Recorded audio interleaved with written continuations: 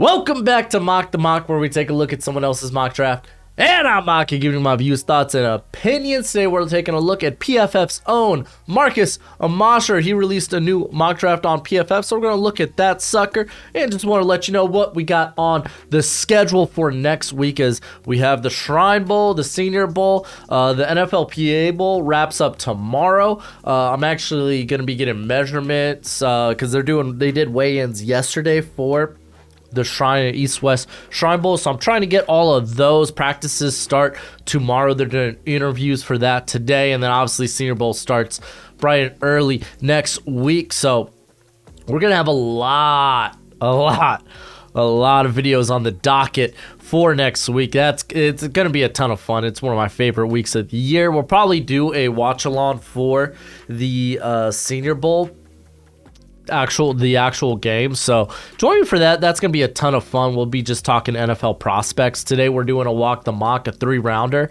later today, tonight. So check that out. But let's go ahead, get this sucker. I'm gonna speed through to this first pick because they kind of have spoilers in their intro. And they do a trade via the Chicago Bears. The Colts move up and they're getting Will Levis. So it's not unusual to see a team, just if they like a prospect, go ahead, trade up for that prospect. If you really like a guy, make sure you can get that guy, especially if you have a team like, in front of you, like the Houston Texans, who are also going to be taking a quarterback. So the Colts, they move up and they get Will Levis in this scenario because a lot of people are going to try to tie like Chris Ballard and Jim Irsay to these guys with very high upside, and Will Levis is kind of that guy. He's got a very the learning curve is not going to be nearly as steep as it is for a guy like Anthony Richardson, who also has very exceptional high-end tools. Will Levis probably be a guy you could start from day one, coming from an NFL offense. Or at least he's orchestrated an NFL offense the last couple of seasons, so it makes sense. I know a lot of people don't really like Will Levis. There's a lot of questions when it comes to his decision making, especially this past season. But I can at least I think we could all at least wrap our head around, okay, Will Levis, there is a very viable chance he goes number one, which means the Houston Texans will likely go Bryce Young, and they do here at pick number 2. Houston Texans, they could probably sit here at 2 and just take their quarterback, hope no one trades up, or hope if a team does trade up, they're not taking their guy. We don't know who their guy may be. For me, I love Bryce Young. He'd be the quarterback I'm trading up for 9 times out of 10, probably 10 times out of 10. The only thing to hate on about Bryce Young is really his size. He is a bit small, and that's kind of putting it lightly. So if that's something you can't get around, I understand, but you also can't deny the talent with him. And if anyone is going to be an exception to the standard here of quarterback size, it could be Bryce Young. And I know I constantly say you don't want to bet on the exception. You kind of want to go with the standard, but this is a case where I might be willing to do that. I absolutely love Bryce Young. So Texans, they get their quarterback here. All right, Arizona Cardinals are going with Will Anderson. Really, you just take whoever you think is the better prospect. Jalen Carter, Will Anderson. For a lot of people, he's 1A, 1B. Like him and Carter. Those are the 2 best non-quarterback prospects in this class. So whoever you favor, just go ahead and take that guy. In this scenario, it's Will Anderson. So I have no frets about this sucker, which means the Chicago Bears, since they moved down to 4, are going to be taking Jalen Carter. I actually think he might be the better fit, just given what Matt Eberflus likes to build, likes to focus on getting, just building the trenches, especially that interior. He's gonna have some say in there. This is gonna be a team effort from like Ryan Poles and such, but still, Jalen Carter. I mean, your hands are tied. At this point, it's like it's not a pick between Will Anderson and Jalen Carter. Jalen Carter is there. You're simply gonna take him. Next is the Seattle Seahawks, and they're going to be going Tyree Wilson, a very popular mock for a lot of people here in Tyree Wilson going to the Seahawks. Miles Murphy is also a popular mock because they're very similar in terms of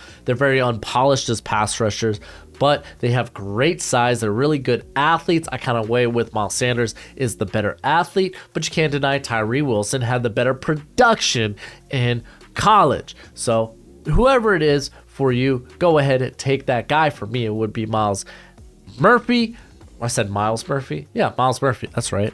I always say Miles Sanders. I got to catch myself. In this case, it's Tyree Wilson. I understand. I get it. It makes sense. The Detroit Lions, they're going to be taking Bresee. You either love him or you hate him. So if you hate him, you're going to hate this pick. If you like him, you're like, it makes sense here for Detroit. You get a guy there next to Aleem McNeil to kind of get that pressure on the interior. So I'm cool with this. There's people pose injury questions. I don't think that's a problem with Bryan Bresee.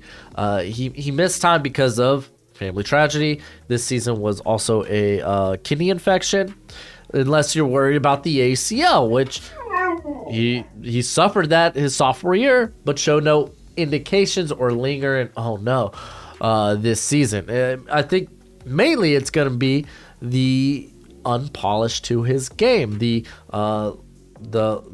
potentially the lack of awareness of where the ball is in the backfield, the not polished as a pass rusher. But you look at the high upside, he's going to test out exceptionally well, and he was a guy at Clemson that opened up a lot of production for his teammates, the guys around him. So like we live in a wild world where Bryan Bresee for some people could be a top 10 player. He could be a guy you're not willing to pick up until day 2. It's kind of wild in that regard. Right now, I still have him inside my top 10. I don't know if I'll change that much going into the process, but it is something to keep an eye on. You like to see where other people may have him. All right, go, John, get you out. But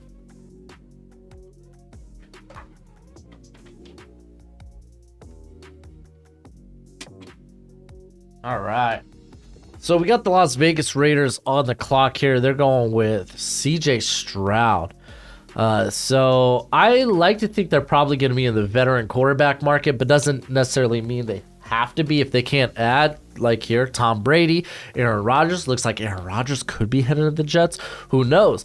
The Broncos tried this whole, let's bring in Nathaniel Hackett, and ended up with Russell Wilson instead of Aaron Rodgers. So again, we're all just kind of guessing at this point.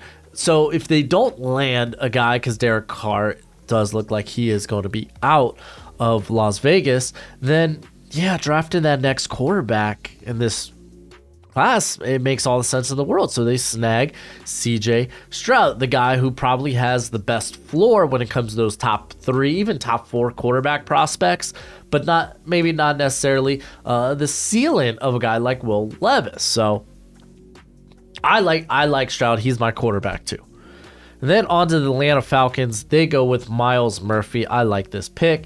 Pass rush is great. I think this is another team where they could take Tyree Wilson. They take Myles Murphy, and it feels like a good call. And it does feel like a good call. They added pass rush last year with Arnold Ebiketie. They need more. So Myles Murphy would be a very good addition. The Carolina Panthers are here at 9, and they go quarterback. Hey, they really need a quarterback. Yeah, so they're going to snag Anthony Richardson. I don't like the idea of having to sit on a quarterback that can't play right away, opposed to guys like CJ Stroud, Will Levis, or Bryce Young, who I believe can play day one. Like Anthony Richardson is a guy you're going to have to sit on for at least a year, especially with someone like Frank Reich. I feel like they'll probably move up and go ahead and get their quarterback after the debacle the Colts had during Reich's regime, where it was like after Andrew Luck, it was like, holy crap, I can't find a franchise guy via free agency,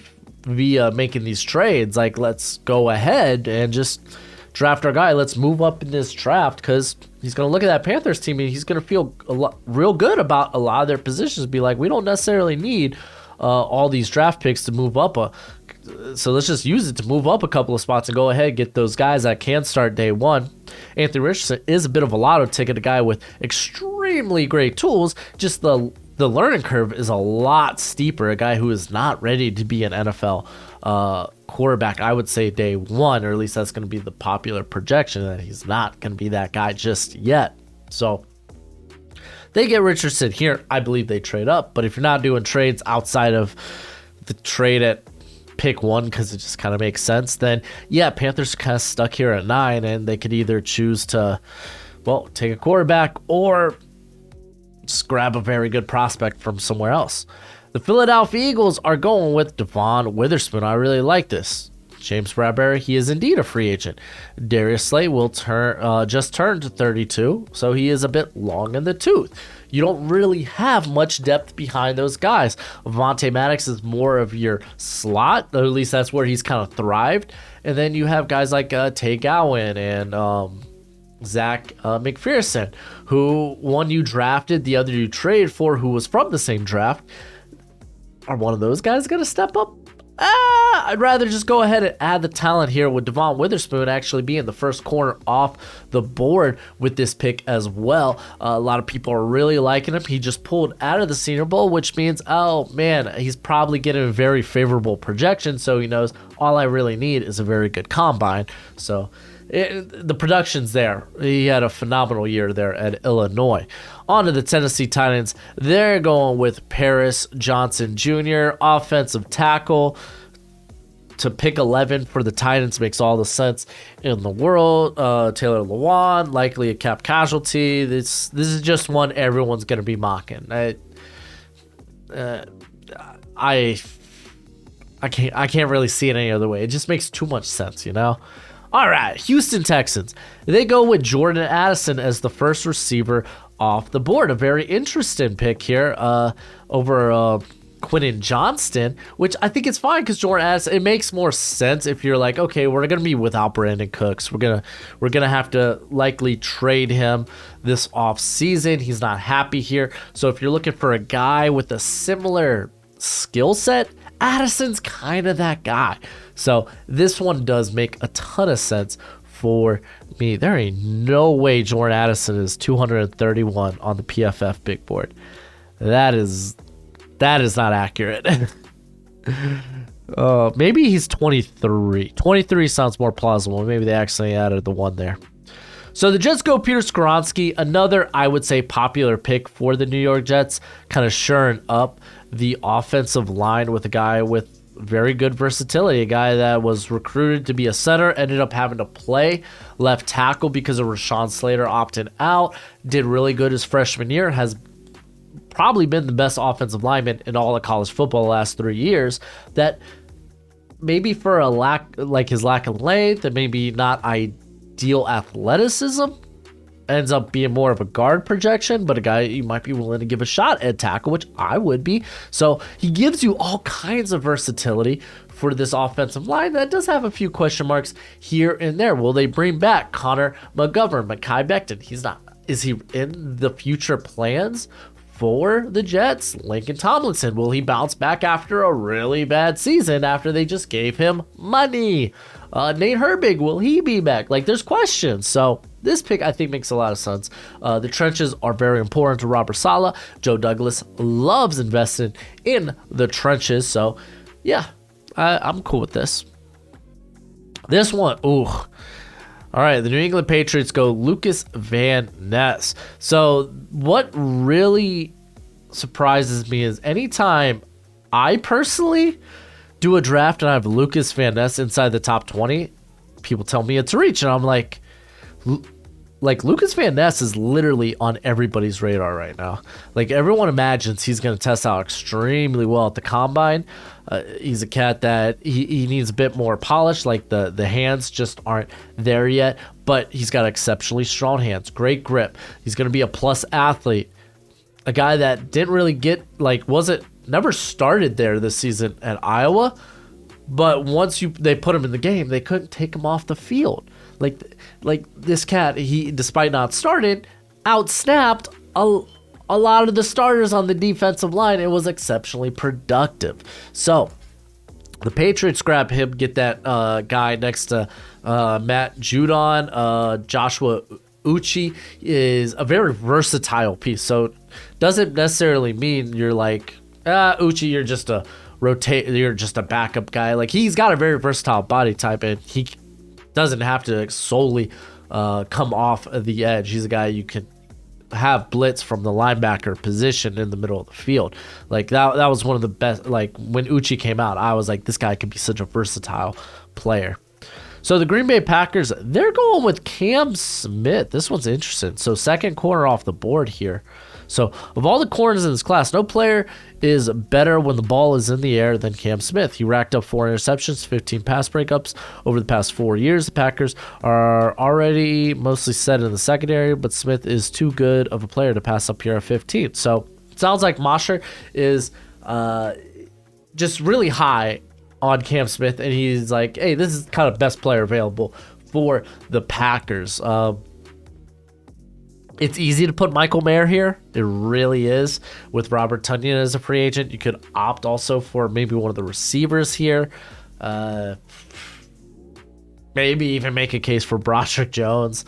Looking defensively, like Brian Branch just doesn't really fit the defense here for the Packers, at least what they have done.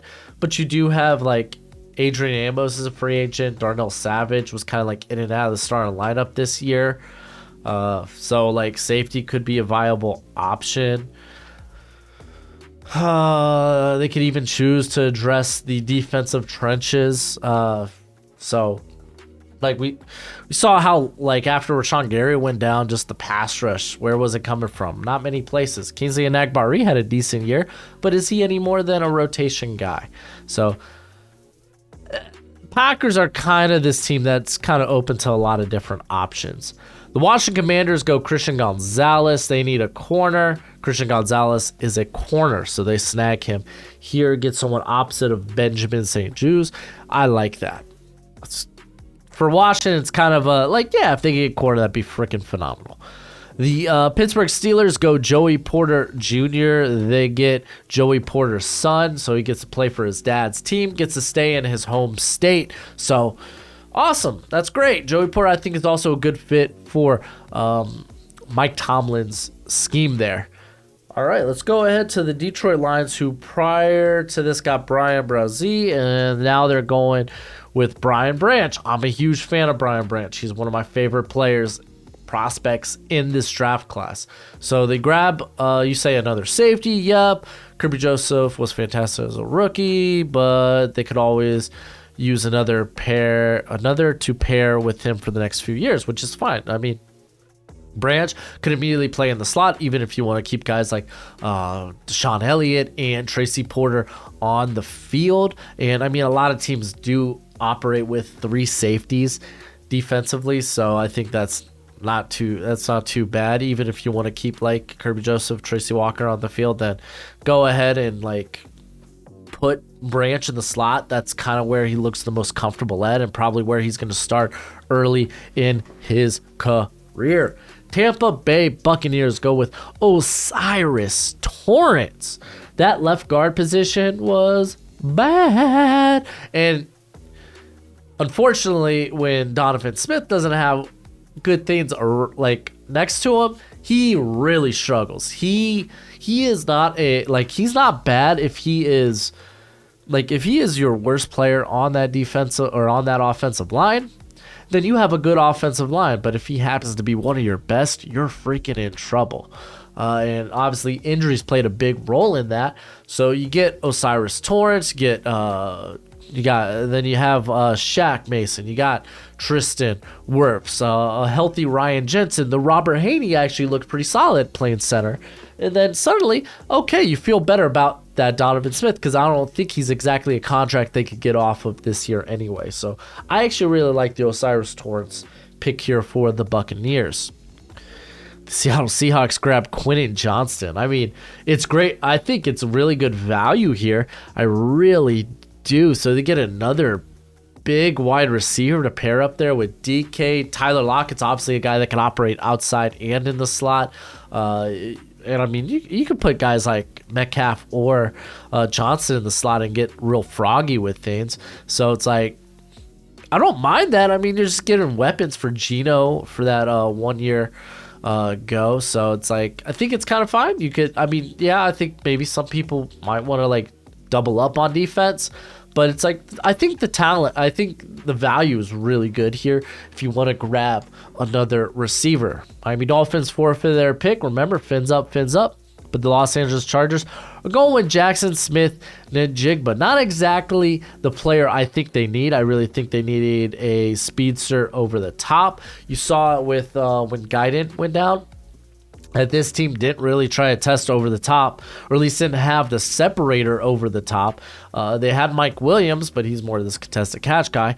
And I mean, Justin Herbert, he still had like, I think the second or third most passing yards in the league, but his average depth of target was like well under 7 yards per attempt. That's really bad. You got a guy with just like Justin Herbert, then you should be able to test deep way more than they did. You could blame part of that on the offensive coordinator, but they did have some injuries there with Mike Williams most recently going down prior to the playoffs. Keenan Allen wasn't healthy this whole season. Jackson Smith-Njigba, I just don't think it's the exactly the threat that they need or are looking for. I mean, yeah, you get a reliable pass catcher, but again, this is still a guy you're attacking underneath. Keenan Allen kind of fills that role.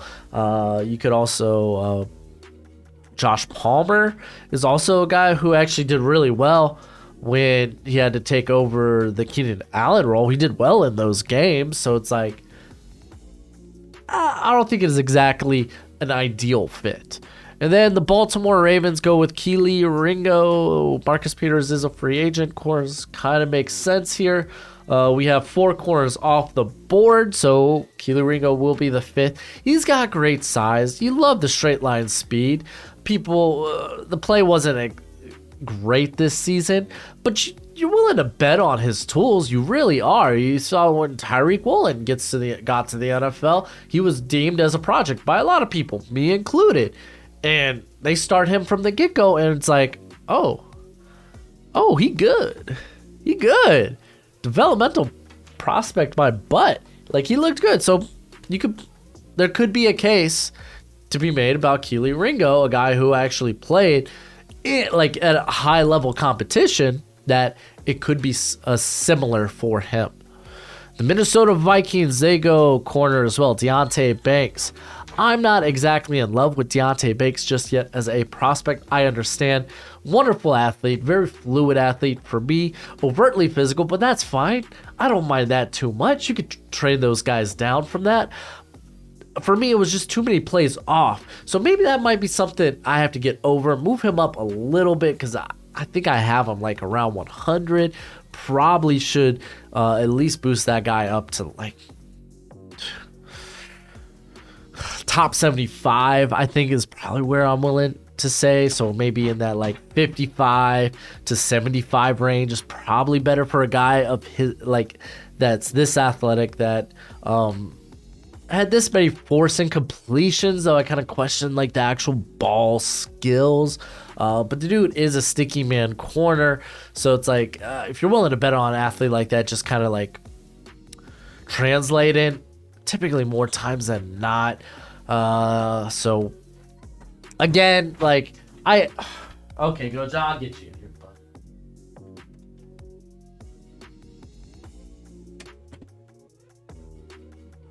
Like, for me, I just don't love guys that, like, if I see a few times where like they're just taking plays off, it really just rubs me the wrong way. But also, I had that feeling about Joey Porter coming into the year because of a Penn State Maryland game back in 2021, where I was like, what are you doing?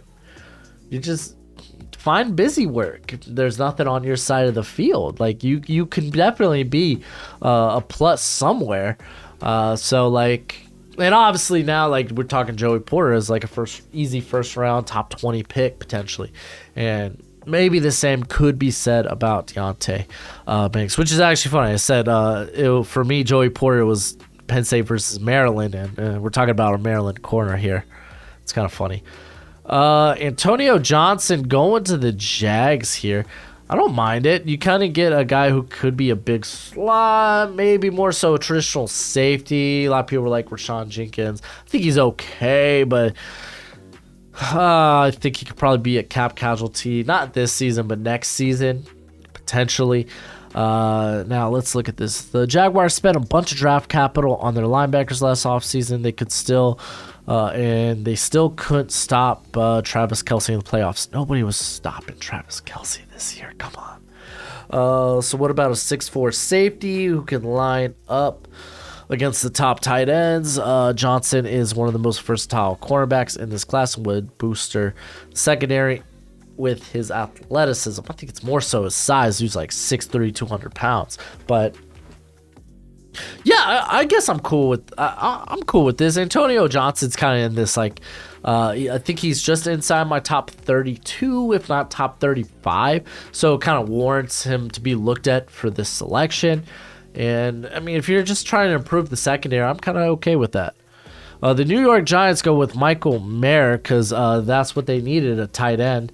I was thinking, hey, maybe go like receiver, but I get it. Like a lot of the receivers off the board, you can make a case for linebacker. I get it. Michael Mayer seems like a guy that's you don't know where he's gonna land, and it looks like some of the consensus NFL or the NFL evaluators like Daniel Jeremiah.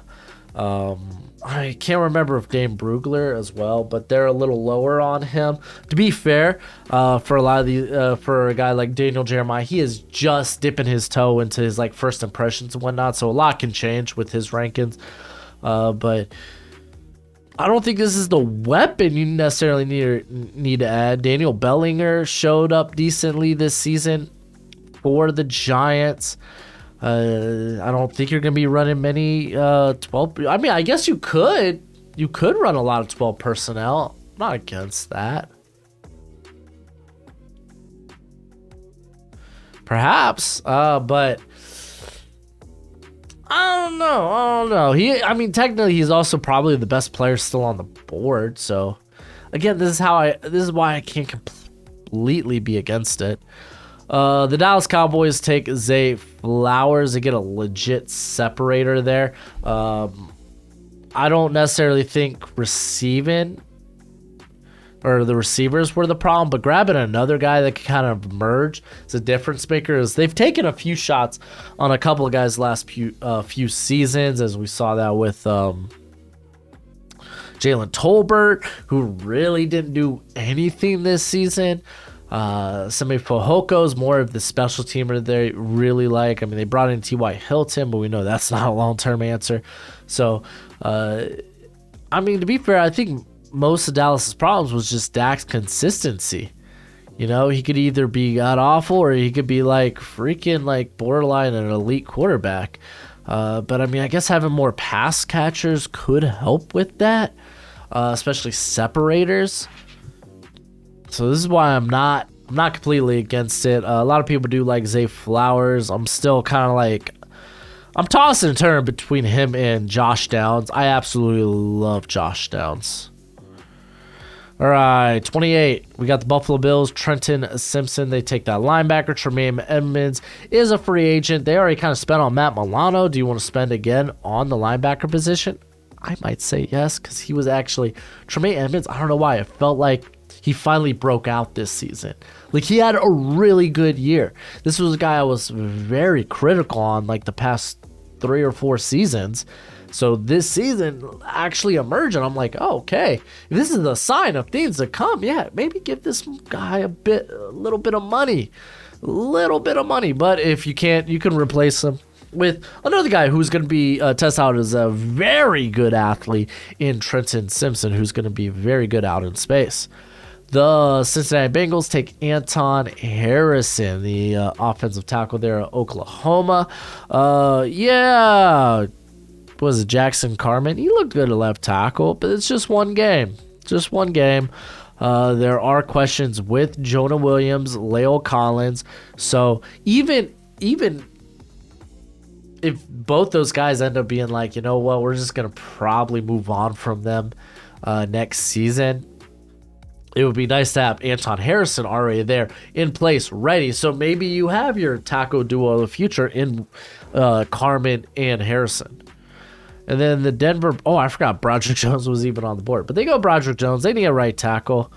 And you know what? Like, they talk here that, the rest of the offensive tackles on the Broncos roster aren't long-term options. Though I think at least like a few of them warrant bringing them back, as they look like really good reserves. Like, who was it? Calvin Anderson, I think, was one who actually had a very, very good year. And it's like, maybe you bring him in, and it's like, yeah, maybe you challenge for that right tackle spot. If anything, you got a really good reserve there. So Broderick Jones actually just exceptional value at this point. So it's kind of an ideal pick for the Denver Broncos. Nolan Smith going to the Kansas City Chiefs. He's just not a Spag guy. I don't know if this is going to be a guy that Spag's willing to spend on, but I hope it would be. Like, Nolan Smith's not going to really be able to take part in the offseason draft process, but the dude was winning 25% of his pass rushes this year. And I mean, with Georgia, where it's like, it's a rotation, so yeah, he's going to be kept fresh on the field. But like, at his size, being able to stop the run as well as he did, I think warrants, like, yeah, you know what? Like, size might be a thing with him, but he's a very explosive, very good athlete. And even at his size, he was still a very good run defender. Don't know if this is exactly like, I'm pretty sure like Spag wouldn't make this pick though. Doesn't feel like his type of guy. Bijan Robinson, he's the last pick here. No one knows where to put Bijan. He's going to go higher than this. Miles Sanders is a free agent, so it's like we don't really need to talk much about this. No one really knows where Bijan may end up, but I can guarantee I feel like it's going to be higher than this. But interesting mock draft overall. I thought it was solid. I'm not, what's the word? I am not insulted by it, I guess. But you let me know what you think in the comment section below. That's it for the video. Go ahead, do the YouTube thing as always. Until next time, you be easy, my friends. Later.